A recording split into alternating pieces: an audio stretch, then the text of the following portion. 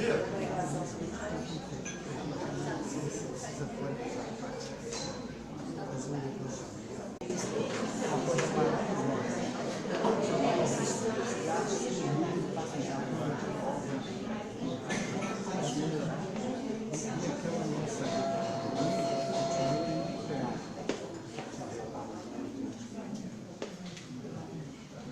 irmãos, é com muita alegria que nós estamos, no dia de hoje, comemorando o 74º aniversário da nossa casa. Estamos aqui muito felizes, tem figuras amigas, está aqui conosco, o André, o Armando, né? Que tanto tempo não vim aqui, é uma felicidade recebê-los. Tá? Tantos outros que vêm aqui pela primeira vez para conhecer a nossa casa. Hoje, nós vamos ter a palestra, conforme a programação, do nosso amigo Eduardo Guimarães. Eduardo dispensa apresentação porque há mais de, vou falar baixo, há mais, quase 40 anos que ele vem aqui falar para nós. E ele é amigo da casa, desde a sua mocidade, que agora ele é um homem maduro, e está aí conosco. E nós vamos hoje comemorar os nossos 74 anos. Antes de passar a palavra, o nosso irmão vai falar, fazer uma página evangélica para nós, é sempre bom nós relembrarmos os pioneiros que fundaram a nossa casa, a qual foi fundada em 18 de agosto de 1945. Naquela época, não vamos repetir, porque é bom pessoas que ainda não sabem, que essa instituição foi a primeira daqui de Volta Redonda, porque aqui era cheio de trabalhadores que vieram de várias partes do Brasil para a construção da usina Presidente Vargas, a atual usina Presidente Vargas, que vieram por um marco na industrialização do país. E aqui vieram essas pessoas de várias partes do Brasil e o que tinha aqui era apenas a religião católica. Aqui era Santo Antônio, ali tem a igreja de Santo Antigo, a igreja de Santo Antônio, lá em Niterói, a única capelinha que havia. E nessa época, começou um senhor que morava ali na rua São João, que se suicidou, enforcado. Depois seu espírito ficou em casa, influenciando os seus parentes, sua esposa e seus filhos. O que aconteceu? Os trabalhadores que aqui estavam, que eram espíritas, nunca se tinham reunido, resolveram, nós precisamos fazer alguma coisa, porque a cidade era muito pequena, logo se comentava. Eles se reuniram e fizeram um tratamento espiritual para esse espírito. Foi doutrinado e todos esses trabalhos foram feitos na casa do Dr. João Miranda, pai da Cândida, um dentista aqui, de Volta Redonda, cuja casa era situada onde hoje é a igreja metodista, a igreja metodista aqui na Paulo de Antônio. Certa época eu falei com o pastor de lá que veio aqui, nós estávamos fazendo um trabalho junto, eu falei, a nossa casa nasceu lá onde está a sua. E dali, dessa reunião, após a assistência ao nosso irmão enfermo espiritual, um padre, coisa dos trabalhos, sugeriu que aquele grupo fundasse uma casa espírita de Volta Redonda. E esse padre sugeriu também o nome da instituição, Associação de Espíritos da Verdade, que era o Espiritismo era uma verdade que estava vindo para iluminar o o mundo. Aí aceitaram, logo resolveram, se animaram. Na outra semana, olha, sugeriu que o mentor espiritual fosse o Padre Francisco de Paula Vida. O pessoal ninguém conhecia.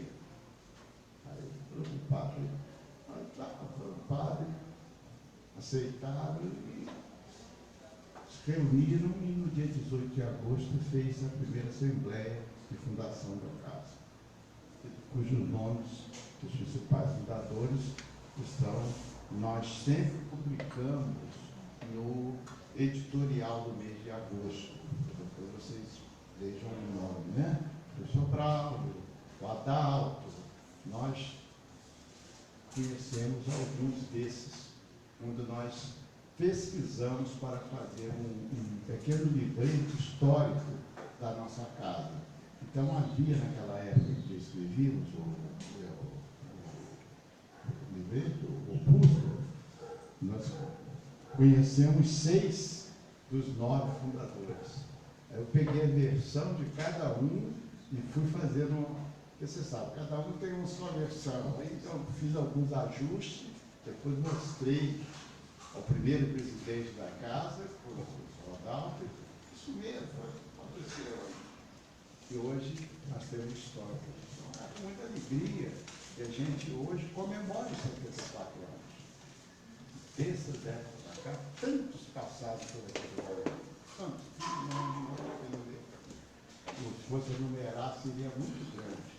Fizemos um quadro apenas dos presidentes para representar a diretoria. Não tem ali na biblioteca um quadro com todos os presidentes e um quadro com uma fotografia de todos os fundadores, fotografia da época, tudo novinho. Nós conseguimos esses quadros, esse retrato nos arquivos da CSN, que na época eu era gerente pessoal da companhia, eu tinha acesso, eu fui lá, tirei a cópia de tudo, do pessoal, que sacaram. E hoje nós temos essa casa aqui, conforme dissemos, e nós somos muito gratos a esses 9, aos diretores e a todos os trabalhadores que aqui, por aqui passaram, por aqui estão. Você tirou a minha foto? Olha, isso. Aí, todos os trabalhadores da casa. E aí, nós hoje estamos aqui comemorando esses 74 anos e pedimos a Jesus que recompense e ampare e ilumine todos que por aqui passaram e que por aqui estão, porque nós também somos trabalhadores, né? Esse é o pequeno discurso histórico da nossa instituição. Vamos agora, antes de fazer a prece inicial, vamos pedir ao nosso irmão que faça a leitura da meditação. Boa tarde.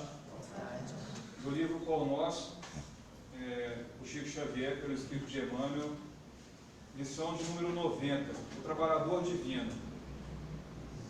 Ele tem a pá na sua mão, limpará a sua eira e ajuntará o trigo no seu celeiro, mas queimará a palha com um fogo que nunca se apaga. João Batista, citado no Evangelho de Lucas, capítulo 3, versículo 17. Apóstolos e seguidores do Cristo, desde as organizações primitivas do movimento evangélico, designaram-no através de nomes diversos. Jesus foi chamado o Mestre, o Pastor, o Messias, o Salvador, o Príncipe da Paz. Todos esses títulos são justos e veneráveis. Entretanto, não podemos esquecer, ao lado dessas evocações sublimes, aquela inesperada apresentação do Batista. O precursor designa-o por trabalhador ardente que tem a pá nas mãos, que limpará o chão duro e inculto, que recolherá o trigo na ocasião adequada e que purificará os detritos com a chama da justiça e do amor que nunca se apaga. Interessante notar que João não apresenta o Senhor empunhando leis, cheio de ordenações e pergaminhos, nem se refere a ele de acordo com as velhas tradições judaicas que aguardavam um divino mensageiro e um carro de glórias magnificentes. Refere-se ao trabalhador abnegado e otimista. A pá rústica não descansa ao seu lado, mas permanece vigilante. Em suas mãos e em seu espírito reina a esperança de limpar a terra, que lhe foi confiado às salvadoras diretrizes. Todos vós que viveis empenhados nos serviços terrestres, por uma era melhor, mantente aceso no coração o devotamento à causa do Evangelho do Cristo. Não nos cessei em dificuldades ou ingratidões. Desdobremos nossas atividades sob o precioso estímulo da fé, porque conosco vai à frente, abençoando-nos a humilde cooperação, aquele trabalhador divino que limpará a ira do mundo. Jesus nos abençoe.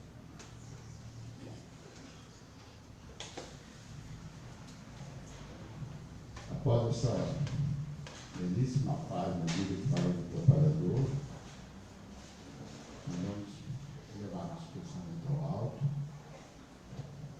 Jesus, mestre de amor e bondade, que agradecemos de todo o coração por estarmos aqui reunidos em teu nome, comemorando os 74 anos desta tua casa.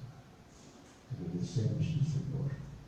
Rogamos tuas bênçãos sobre todos nós que aqui estamos, sobre todos os trabalhadores que por aqui passaram, que todos nós sejamos assistidos e amparados por tua misericórdia.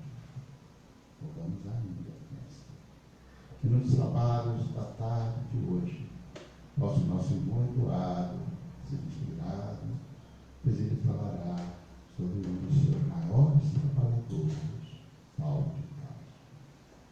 Da tua misericórdia, envolva-nos, envolvendo também esta nossa cidade e todos os irmãos que trabalham na divulgação do teu Evangelho através de todas as correntes do cristianismo.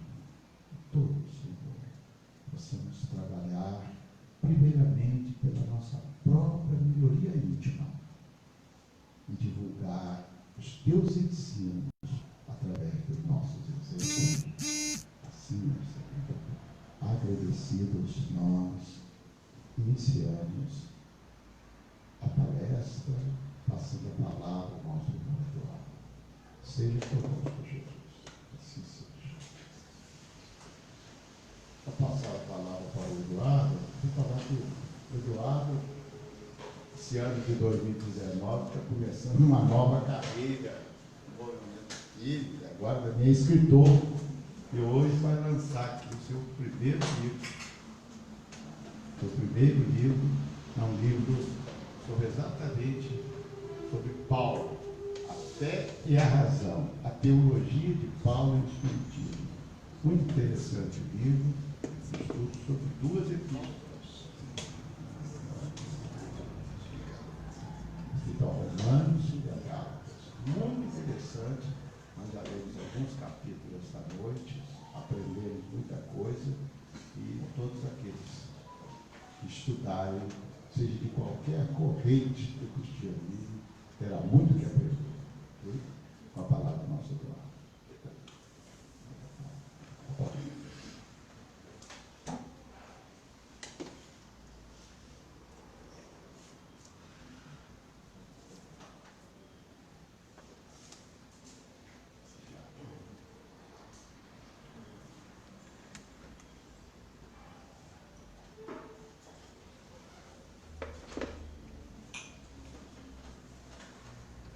Meus amigos, som na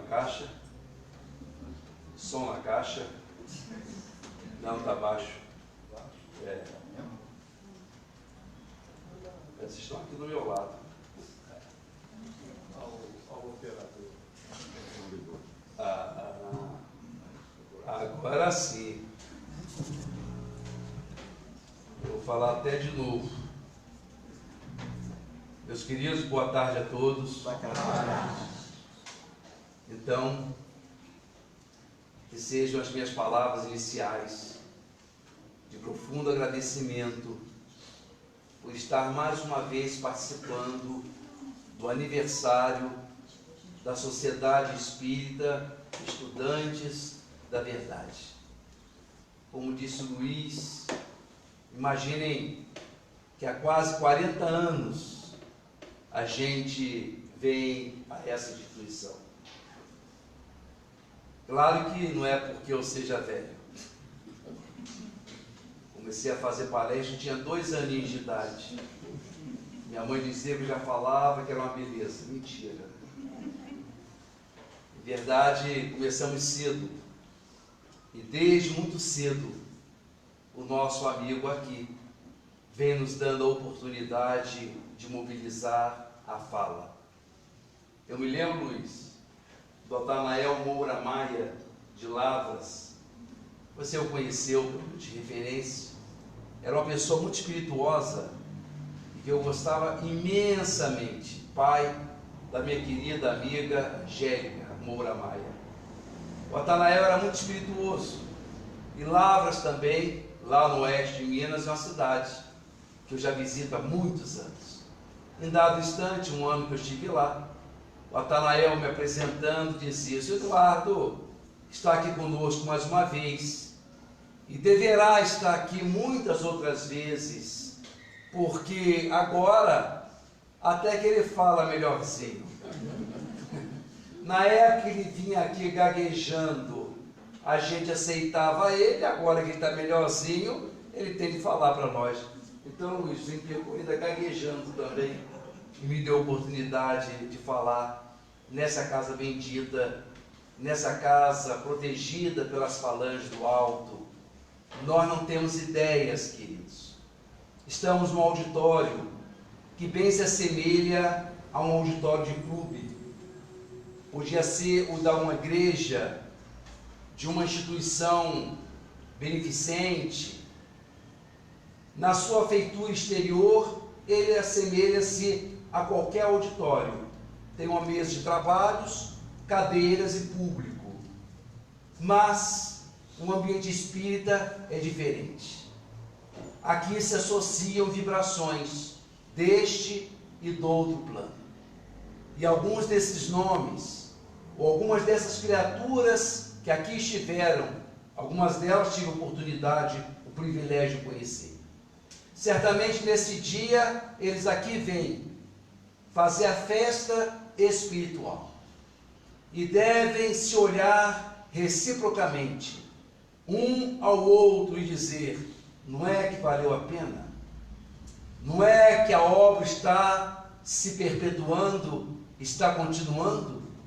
Junto deles tem os nossos protetores, os nossos amigos espirituais, que estarão durante a palestra perpassando pelas poltronas, sondando a dificuldade de cada um, o problema de ocasião de cada um, e reunindo recursos, esforços para nos atender nas necessidades que porventura tivermos.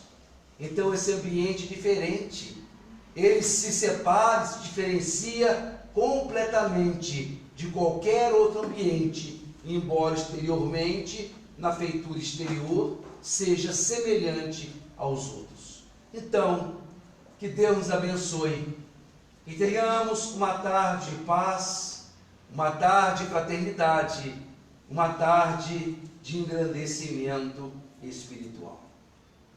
Nos 10 primeiros anos da chamada era cristã, ou da nossa era, viviam 2 meninos, simultaneamente com idades parecidas.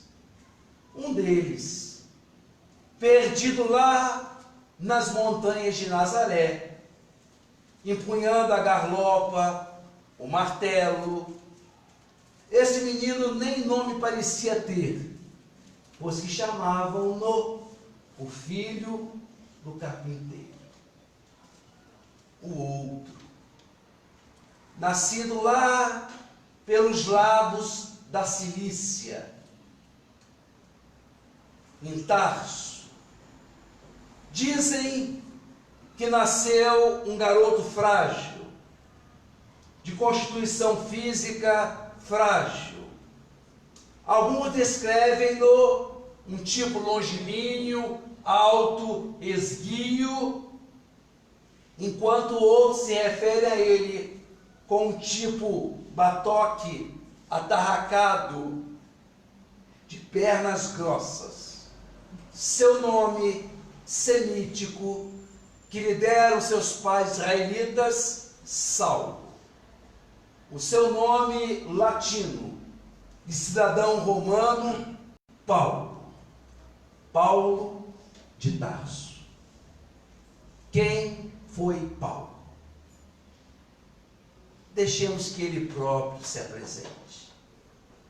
Sou do povo de Israel, da tribo de Benjamim, hebreu e filho de hebreus, circuncidado no 8º dia, fui fariseu em face da lei, sou natural de Tarso, cidade nada obscura da Cilícia, sou cidadão romano de nascimento.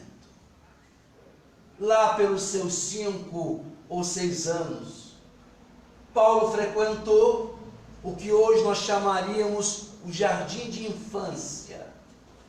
E vamos ver aquele menino dos seus 5 ou 6 aninhos, com as mãos desajeitadas, tentando grafar numa tabuinha coberta de cera os primeiros caracteres do hebraico.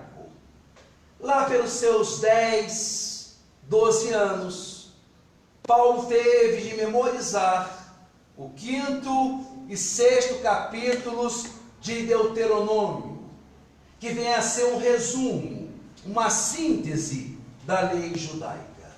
E também memorizar os Salmos 113 a 118, que são comumente cantados nas reuniões litúrgicas. Paulo nos diz que cresceu aos pés de Gamaliel, o seu mestre no rabinato. Ao mesmo tempo, ele é filho de Tarso. Podemos então entender que durante os primeiros anos de vida, Paulo deve ter frequentado o ginásio grego, aprendido a língua grega, da qual ele se utilizará para pregar o Evangelho. Paulo, então, permaneceu alguns anos na sua cidade natal, em Tarso. Mas, possivelmente, seus pais, verificando o pendor do filho para as letras santas, para as tradições das leis judaicas, enviou o filho a Jerusalém para aprender numa das escolas do rabinato, vir a tornar-se o doutor da lei. O judaísmo da época de Paulo era uma religião multifacetada. Havia, por exemplo, em Jerusalém, 2 correntes, 2 rabinos, de um lado da direita, Hillel, um rabino mais flexível, mais ameno, menos radical, e o outro, Shammai, de uma linha mais dura, mais radical, diríamos hoje, xiita, nas leis do seu povo. E Paulo, por mais que se nos afigure como um extremado zeloso da lei, ele, inclusive, que nos diz isso, ele é da linha de Hillel, do grande rabino, que veio a ser mestre de Gamaliel, que por sua vez foi o professor de Paulo. De modo que Paulo começa a sua vida de doutor da lei, de rabinato, em Jerusalém. E eu não sei se os amigos já atentaram para esse detalhe. O fato é que, sendo Jesus e Paulo contemporâneos, admite-se que Paulo tinha em torno de 3 a 4 anos menos do que Jesus. O mais curioso é que, embora sejam contemporâneos e tenham atuado numa mesma cidade boa parte do tempo, está certo que Jesus atuou muito na Galileia, mas esteve presente também muito em Jerusalém. E ficamos nós pensando, como é que em Jerusalém Jesus desenvolve a sua tarefa, faz o movimento que faz, e os evangelhos, nenhum deles registra nada a respeito de Saulo de Tarso? Como é que foram e conviveram ao mesmo tempo, e ao que parece, numa mesma cidade, esses dois homens, tão importantes para a espiritualidade do mundo, e não há nenhuma menção nos evangelhos à presença de Saulo em Jerusalém? Isso nos leva a pensar, a conjecturar, a imaginar, porque de fato não sabemos, de que possivelmente, durante o período de vida pública de Jesus, Paulo não estava em Jerusalém. Durante aqueles 3 anos, segundo o Evangelho de João, e durante 1 ano e 8 meses, segundo os Evangelhos sinóticos, que se correspondeu à vida pública de Jesus, Paulo não devia estar em Jerusalém. O que nos diz isso, e que nos leva a pensar, é que no capítulo 16 da sua epístola aos Romanos, ele nos dá uma pista, dizendo que as notícias que ele teve de Jerusalém foram lhe dadas através de amigos, Júnias e Herodião, que também eram tarsenses, eram filhos de Tarso, e que estavam em Jerusalém por ocasião da morte de Cristo, e que ao retornar a Tarso, dá-nos a entender o texto, comunicou a Paulo aqueles acontecimentos tristes na cidade santa.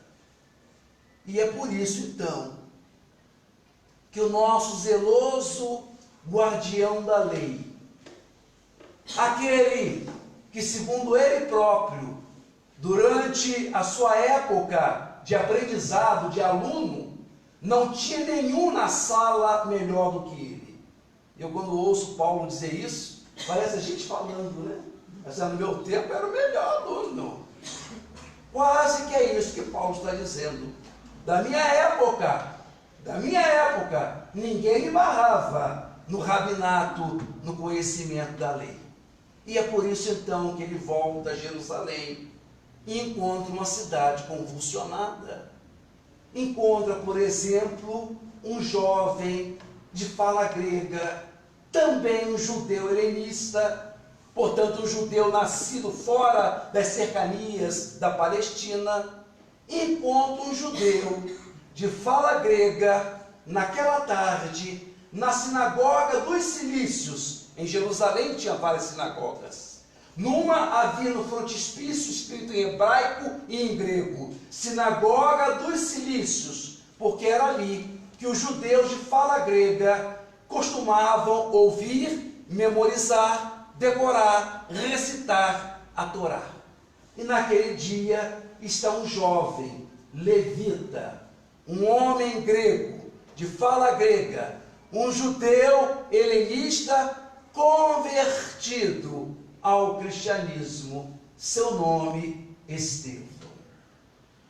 Estevão está exatamente em plena sinagoga judia, falando em grego, que em Jesus Cristo as promessas de Deus se cumpriram para o povo, porque Jesus é a realização da divina promessa, porque ele reuniu todas as bênçãos de Deus para o seu povo.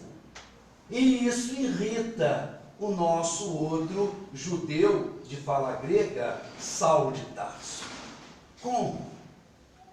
Como podia aquele homem ter tido uma morte tão degradante, ter padecido daquela maneira, naquele instrumento de tortura, que os gregos chamavam stauros, a cruz, a estaca da dor, a estaca do sofrimento. Como podia, pensou o doutor da lei, como podia o grande libertador de Israel, o herói do nosso povo, o Messias cantado por Davi, falado pelos grandes profetas, como que podia esse homem, esse herói, ter padecido de maneira tão ignominiosa, tão humilhante, tão degradante, a ponto de envergonhar a tradição judaica, tendo morrido daquele jeito aos pés do Império Romano, da nação dominadora que era Roma? Não podia entender. E é exatamente isso que Estevão está dizendo. É exatamente aquele sujeito que se filiara à chamada seita cristã, que a essa época ainda não tinha esse nome, era a seita do caminho. É exatamente isso que aquele moço está pregando naquela tarde. Gera-se uma grande confusão. Daí a algum tempo se move uma campanha contra Estevão. E os presentes e os judeus decidem aniquilá-lo por blasfêmia, por falar torpezas contra o reino de Israel. Conta nos Atos dos Apóstolos que Paulo foi quem segurou a capa daqueles que haveriam de apedrejar Estevão. E quando a gente lê isso, segurar a capa, o que significaria isso? Quero eu imaginar que além da túnica, eles tinham a capa. E possivelmente o gesto de arremessar a capa deveria atrapalhar. Então, nas sessões de apedrejamento, era comum eles tirarem a capa e alguém segurar a capa para eles poderem apedrejar. Atos dos Apóstolos diz que foi Saulo de Tarso quem segura a capa daqueles homens que já estavam armados com pedra, esperando a ordem, somente a ordem para fazer o apedrejamento. E a ordem deveria ser dada por um doutor da lei. E cabe essa ordem a Paulo. Olha o povo já sem a capa, com as pedras apontadas, esperando a ordem. Paulo então repete Deuteronômio 17, 7. Testemunhas à frente, atirai a primeira pedra. E uma saraivada de pedra cobre o corpo de Estevão, que cai de joelhos, com os olhos cheios de sangue, e fita os céus. E diz: vejo o céu se abrir, e vejo o Filho do Homem sentado à direita de Deus Pai. Depois baixa o olhar, olha para Paulo e diz: Senhor, não lhe imputes este pecado. Como a querer dizer, não coloca na conta dele esse pecado. Fecham-se aqueles olhos, apagam aquelas pupilas para sempre no mundo terreno. Quem ousaria dizer, meus queridos? Quem ousaria dizer que daí 1 ano ou 2, o assassino de Estevão lhe tomaria o lugar de apóstolo? Paulo tomou para si a decisão de exterminar com a mensagem de Jesus. E depois das perseguições realizadas em Jerusalém, ele se dirige para a cidade de Damasco, porque havia lá uma célula forte em nome de Jesus, e ele quer exterminar com a mensagem de Cristo. Toma de alguns outros cavaleiros e uma autorização do Sinédrio e marcha em direção à Síria.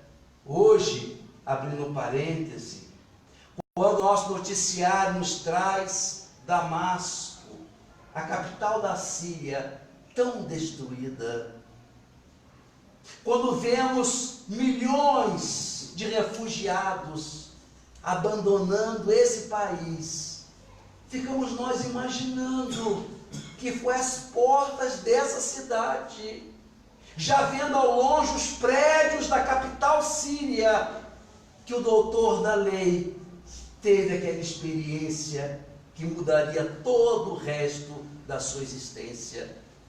Já ele via as casas mais altas da Síria, da cidade de Damasco, quando súbito o dia ficou mais claro ainda. O céu começou a brilhar mais intensamente e ele viu um ser talhado em luz, descer do invisível e vir em sua direção, e resplandecendo-lhe no rosto a luminosidade, esse vulto lhe diz: Saulo, Saulo, por que me persegues? Ele está de joelhos, caiu do cavalo e está de joelhos, já numa posição totalmente diferente.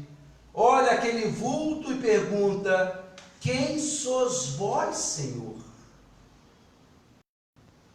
Eu quero imaginar que ele estava esperando que a resposta viesse tipo: eu sou Isaías, Saulo.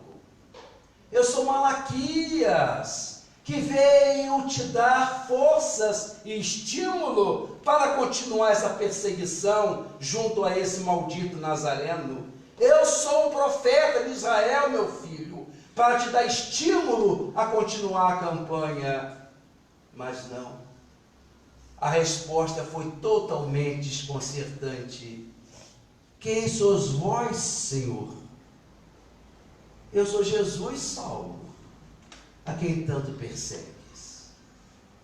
Pela primeira vez na história do planeta, a ovelha perseguida para e vem ao encontro do lobo feroz, perguntando: afinal de contas, o que você quer?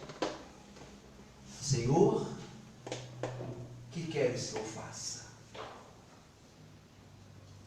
Diante de tudo aquilo, Paulo responde para Jesus: Senhor, o que queres que eu faça? E essa frase, meus amigos, um dia foi dita no deserto, por um homem de joelhos, que experimentava uma turbulência descomunal no seu íntimo. E desde esse dia, não há cristão verdadeiro, não há homem de fé de verdade, que em algum momento da sua vida não perguntará a Cristo: Senhor, o que o Senhor quer que eu faça?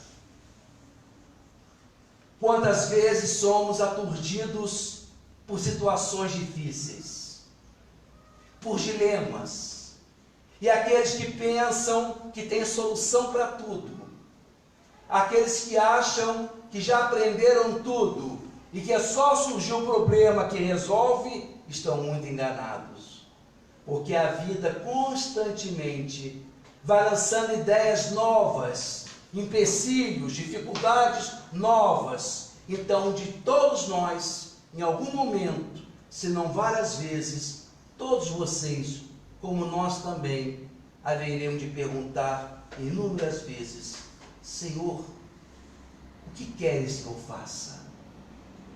No caso de Paulo, se tanto havia feito ele contra o Cristo, sem o Cristo, o que não faria ele, meus amigos, com o Cristo e pelo Cristo? Ele está de joelhos, cego, é conduzido pelos cavaleiros para uma estrebaria, para uma hospedagem, na rua direita, na hospedagem de um tal de Judas. A esse tempo, Jesus vai a Damasco, exatamente aparece para Ananias, o chefe da igreja cristã em Damasco, e diz: Ananias, é bom que vás à rua direita, na casa de um tal de Judas, e lá cure o doutor da lei, Saulo de Tarso. O velho homem estremece de medo. Senhor, é exatamente o que persegue os cristãos? O Senhor quer que eu vá ao encontro desse perseguidor? Sim, Ananias. Vá ao encontro dele, porque ele é o vaso escolhido por mim para pregar o evangelho aos gentios. Não se preocupe, meu filho, porque eu vou mostrar a esse homem o quanto ele cumprirá sofrer em meu nome. E como sofreu esse sujeito? Como sofreu Paulo?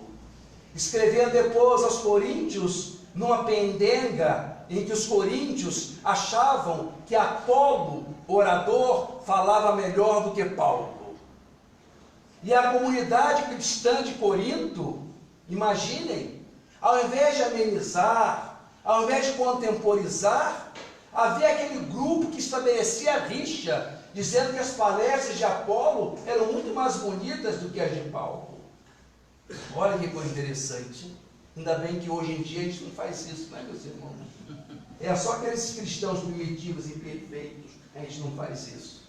Então vai dizer, colocar de um lado Paulo e do outro lado Apolo, tentando estabelecer uma rixa entre os dois. E Paulo vai dizer, quem é Paulo?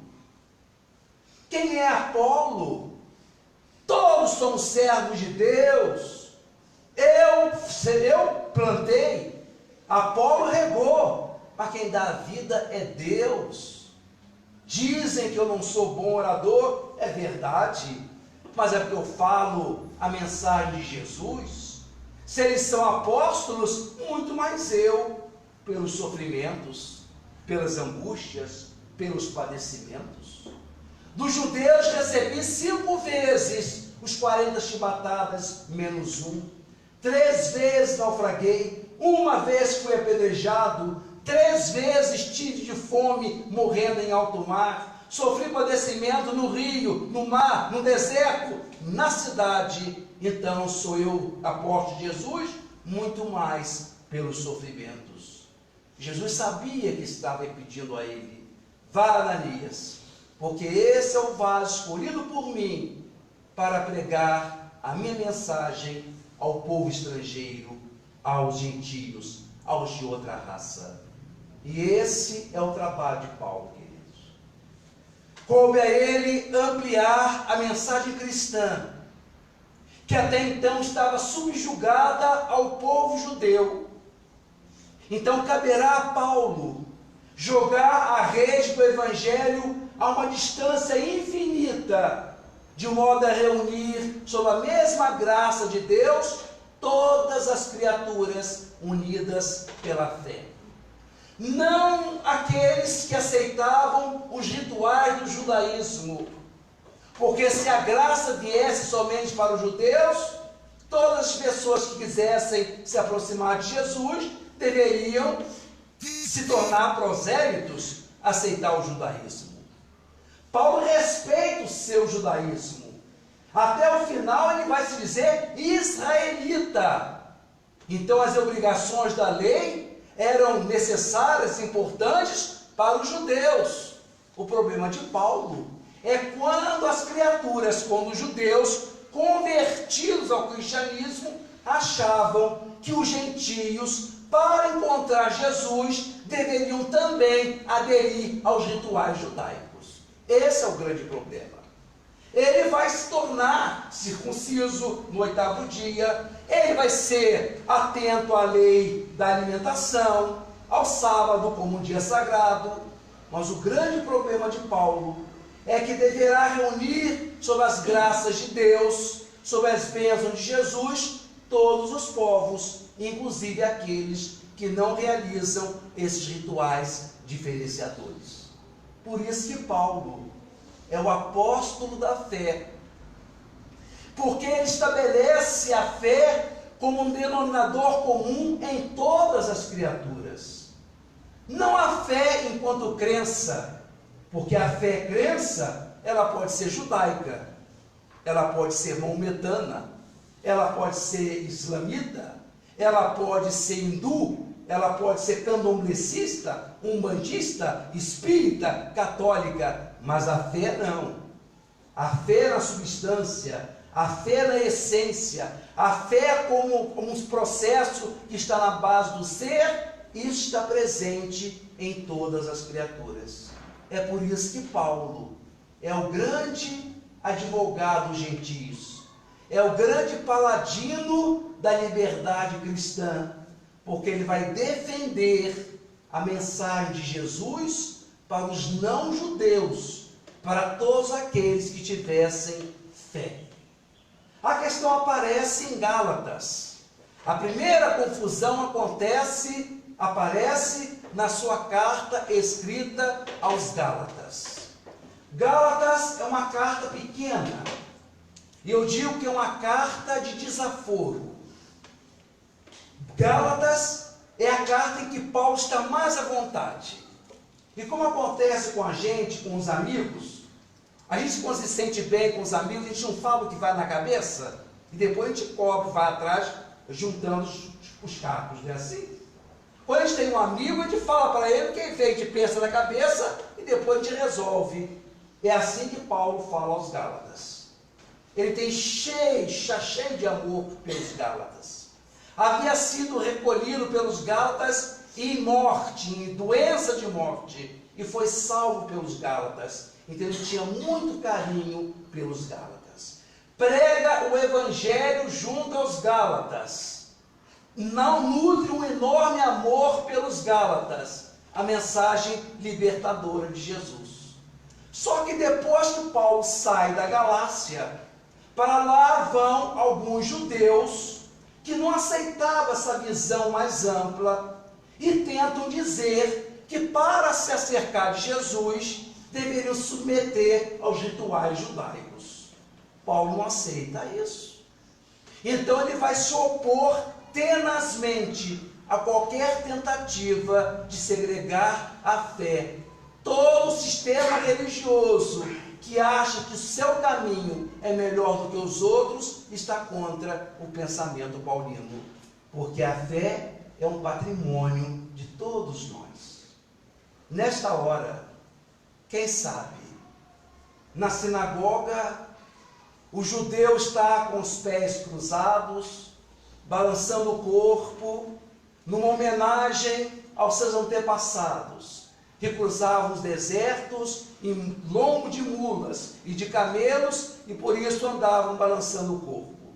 Se nós formos uma sinagoga, a uma cerimônia judaica de judeus ortodoxos, vamos vê-los de pernas cruzadas, recitando a Torá e balançando o corpo, como se estivesse relembrando os seus antepassados no deserto. Quando um muçulmano está em qualquer parte do planeta, ao longo do dia, 5 vezes ele para, se orienta em direção a Meca, a cidade sagrada dos muçulmanos, e faz a sua oração a Alá.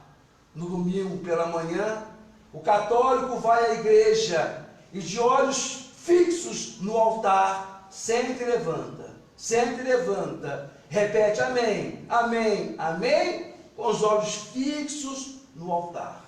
Na igreja evangélica, daqui a pouquinho, às 18 horas, teremos culto. O pastor abre a Bíblia, olha para os presentes e diz: meus irmãos, vamos ouvir a palavra de Deus. Lá no pé do Himalaia, próximo ao Ganges, Swami Ramakrishna coloca-se na posição do lótus e procura a transcendência com o divino. Eu pergunto a vocês, meus amigos, qual a fé, qual é a religião que mais agrada a Deus? Qual é o grito de fé? Qual é o clamor de fé que Deus ouve com mais gosto, com mais alegria? Será a prece espírita? Será a oração católica? Será o clamor protestante? Será que Deus ouve as criaturas que se digladiam nas diferenças religiosas, incendiando sinagogas, igrejas cristãs, templos hindus? Será que Deus está concorde com essas diferenças em que cada um quer gritar mais alto a sua fé? Como é que isso chega a Deus? Como é que cada grito de fé chega da criatura ao Criador? Será como um alarido, como se fosse uma feira livre, em que cada feirante grita mais alto, tentando anunciar o seu produto? Ou será que essas vozes todas, de todas as religiões, não se unem num grande coral e todos cantam juntos o hino da fé, e Deus ouve todos de igual maneira? É essa fé. É essa fé que está na base do nosso ser. Essa fé que permanece como uma legenda em neon, brilhando no coração de cada um de nós. A fé que aquele menino, quando saiu de casa, levando os bens que tinha e partiu para o mundo para viver as suas experiências, as mais diversas, porque o livre-arbítrio é sagrado, mas sabia que podia voltar para casa, como voltou e foi recebido com festa, com um anel novo, com uma roupa nova, e o pai feliz, porque o filho havia se perdido e voltou, e por isso era motivo de festa. É essa fé, meus queridos, que está como um selo no coração de cada um de nós, que nos mantém ligados ao Criador. Por mais que a gente bata a cabeça, por mais que a gente apronte poucas e boas, Deus não perde ninguém do olhar. Ele cuida de todos nós. Deus decidiu por decreto que ninguém vai se perder. Deus decidiu que ninguém vai falir, ninguém vai se afastar dele. Por isso eu quero dizer a vocês que nós não temos competência para fugir de Deus. Nós não temos capacidade para nos afastar definitivamente de Deus, porque Ele está presente em qualquer manifestação de fé. A última referência que eu tenho nesse sentido, para os amigos entenderem o que é essa fé, que está além da crença, da época, do momento, do local, porque essa fé é pessoal, universal e atemporal, interna. A melhor ideia que me ocorre é lembrar vocês aquele triste acontecimento no dia 25 de janeiro deste ano de 2019, quando os trabalhadores daquela grande barragem da Vale do Rio Doce, na nossa Sobradinho, foram surpreendidos por aquele avalanche, por aquela massa de lama que matou mais de 200 pessoas. De todas as partes do Brasil vieram os heróis bombeiros, que mergulharam na lama para tirar dali corpos mortos e sobreviventes. Aqueles homens deram suas vidas, porque corriam o risco de morrerem também. Então, de várias partes do Brasil, as equipes se sucediam, porque o trabalho era exaustivo. Imagine resgatar um corpo morto, uma criatura desfalecente, e essas criaturas eram conduzidas por esses heróis, nossos bombeiros.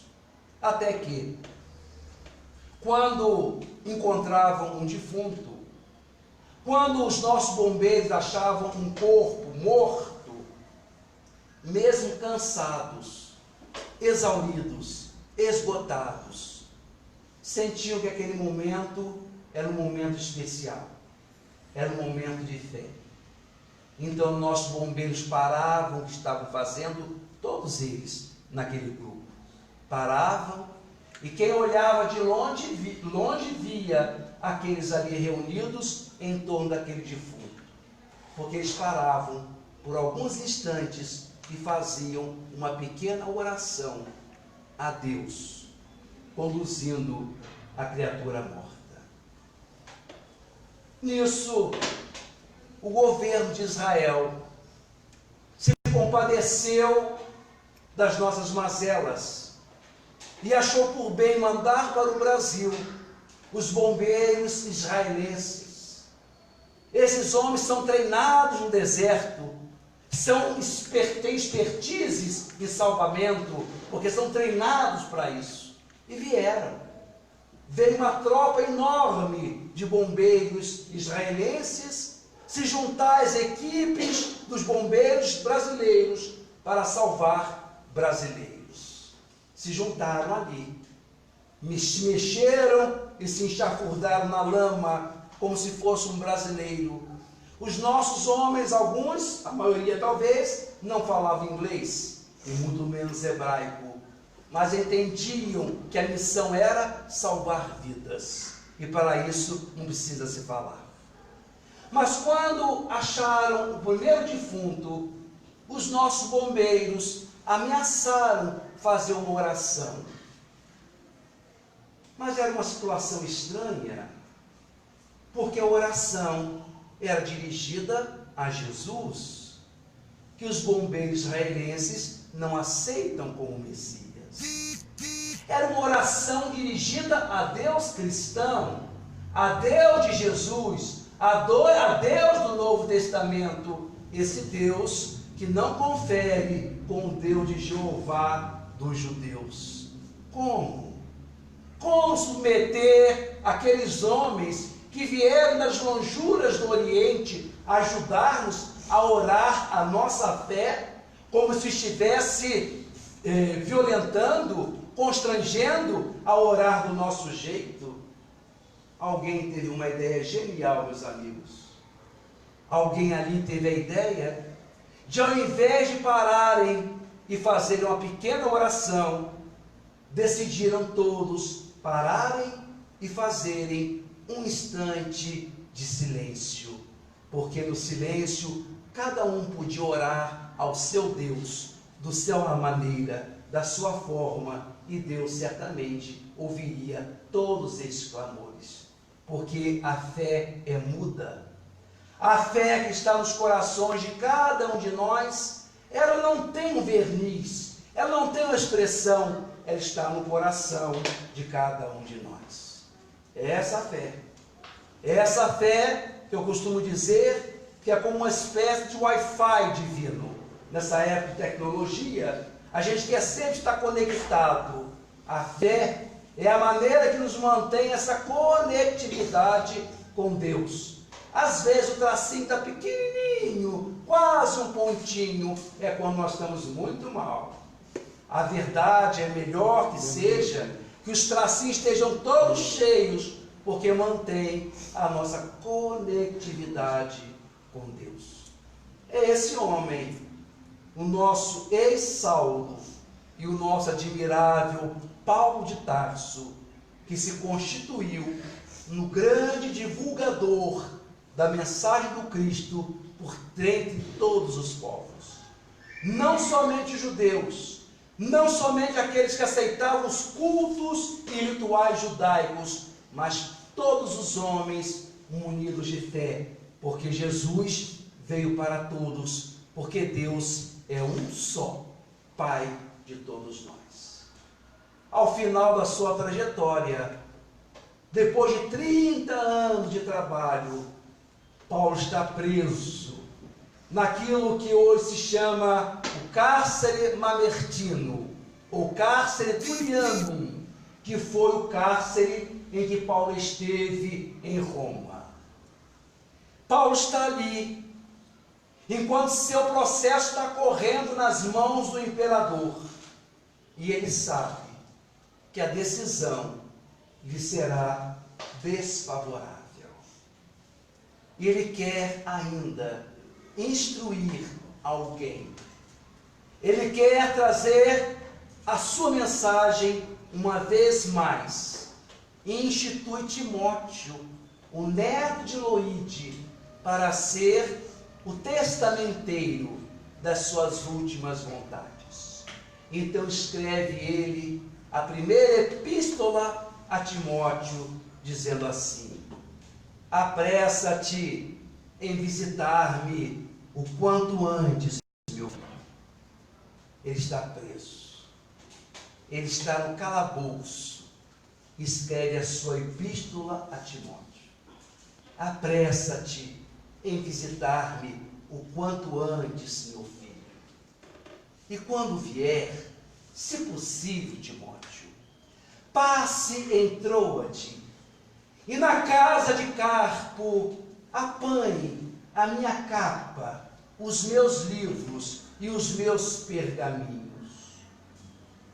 Um homem que tinha trabalhado 30 anos para pregar a verdade, ao final de 3 décadas, tinha como riqueza uma capa velha, alguns livros, uns pergaminhos. Quando vier, Timóteo, passe em Troade, na casa de Carpo, e traga consigo a minha capa, meus livros e meus pergaminhos. Se possível ainda, meu filho, traga consigo João Marcos, em cuja pessoa eu quero abraçar o meu querido Barnabé. Nada como envelhecer, meus amigos. Nós mesmos, imperfeitos, nada como a gente envelhecer para ver as coisas de outro ângulo. Paulo também precisou envelhecer um pouco.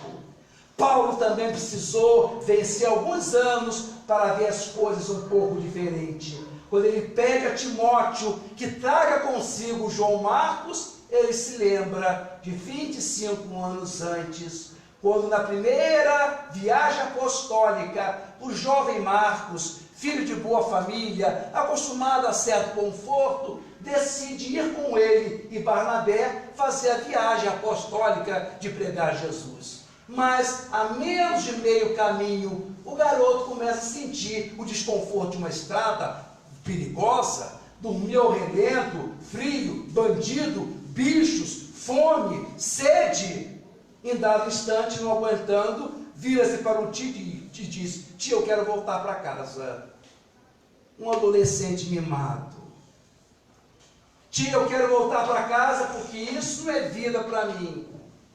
E Paulo, que tinha urgência, Paulo, que tinha pressa, percebeu que ia perder tempo, tendo de voltar e entregar aquele pirralho à casa da sua mãe, Maria Marcos. Volta muito contrariado, entrega o garoto à família e vai com Barnabé para a sua viagem. Na segunda viagem apostólica, o garoto já está um pouco mais maduro, mais crescido, e diz para o tio: tio, agora eu estou pronto. Agora eu posso ir com vocês. Barnabé fala com Paulo, e Paulo diz: comigo não. Comigo ele não vai, porque eu não tenho tempo a perder um garoto mimado. Barnabé bondoso, como qualquer tio, tenta intervir pelo sobrinho, mas agora está pronto, Paulo. Comigo ele não vai. Se ele quiser, vá contigo, você com ele, porque comigo ele não vai.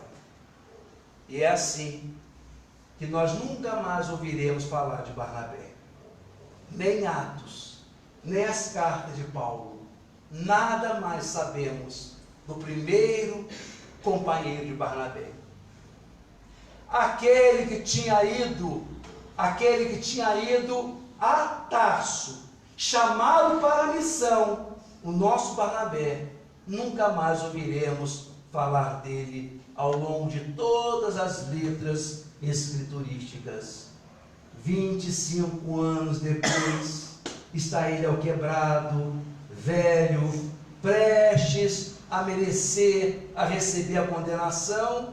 Então na carta Timóteo diz: meu filho, se puder, traga consigo também João Marcos, em cuja pessoa eu quero abraçar o meu querido Barnabé. Mas Timóteo não chega, e o processo corre célere. Paulo pressente que o seu tempo é curto, e Timóteo não chega para o último abraço. Então escreve a segunda epístola ao querido e dileto amigo nesses termos: sê forte, meu filho, em virtude da graça que está em nosso Senhor Jesus Cristo. Tudo que ouviste de mim, Timóteo, transmite aos homens sérios e idôneos, a fim de que eles falem também aos outros homens sérios também. Eu estou preso como um condenado, mas a palavra de Cristo, Timóteo, não está algemada. Sofre comigo como bom soldado de Cristo. Aspira à fé, à esperança, ao amor, à justiça e vive em paz. Todo aquele que quiser levar o nome de Cristo sofrerá perseguição.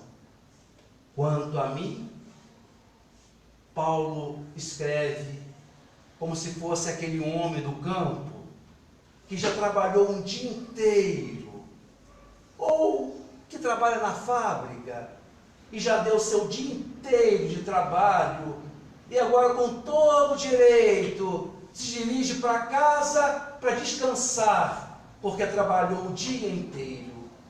Quanto a mim, aproxima-se a hora do meu passamento, mas combati o bom combate, terminei a carreira e guardei a fé.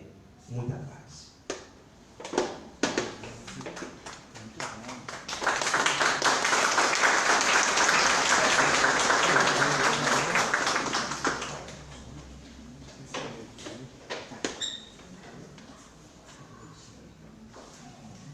Que todos possamos também combater o bom combate como o exemplo de Paulo. É muito bonito nós ouvirmos a trajetória de Paulo, e a gente vê nesse último relato que mesmo entre os apóstolos, havia divergências, apesar de cada um, todos amaram respectivamente. Por isso, mesmo no nosso meio, também é divergência. Mas o doutor Bezerra de Menezes sempre me chamou a atenção. Divergir sem dissentir. Eu posso divergir com meu irmão, mas não posso ter nenhuma dissensão com ele. E é essa bandeira que nós espíritas devemos seguir sempre. Não ter dissensão, porque a dissensão facilita as influências interiores para conosco. Nós queríamos agradecer o nosso irmão Eduardo pelo seu trabalho, o nosso Marcelo e a todos vocês que nos trabalham. Agradecer pela presença, por nós estarmos aqui nessa comemoração, nesse ágape de luz, em que ouvimos as coisas que o Marcelo deu sobre Emmanuel, falando sobre o trabalhador, e a eleição de Eduardo, nos falando de um trabalhador, e que nós também sejamos trabalhadores. Nós queríamos o seguinte: o Eduardo, como eu disse, ele, depois de maduro, começou a entrar pelo caminho da escrita, que é muito bom para todos nós que gostamos de estudar. E ele escreveu este livro, Fé e Razão, a Teologia de Paulo no Espiritismo. Excelente. Para aqueles que gostam de estudar, esse é São Paulo, aqui está o livro que está à venda, custa R$40, ali com a Terezinha, e aqueles que desejarem um autógrafo, nosso irmão estará aqui para isso.